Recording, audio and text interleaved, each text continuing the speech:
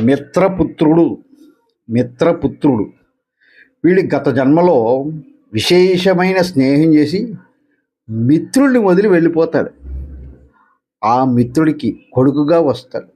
వాడు ఎప్పుడూ కూడా తండ్రికి మిత్రులాగే మాట్లాడతాడు. అలా మాటల సహాయం చేస్తూ ఉంటాడు. ఒక తండ్రికి కొడుకులా అల్లుకుపోలేడు.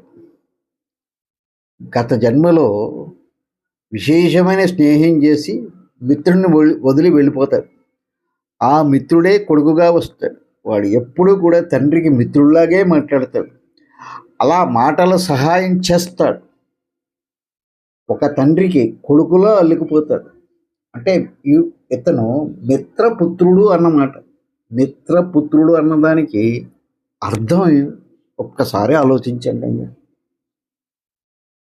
దయచేసి మన ఛానల్ లైక్ చేయండి, సబ్స్క్రైబ్ చేసుకోమని కోరుకుంటున్నాను.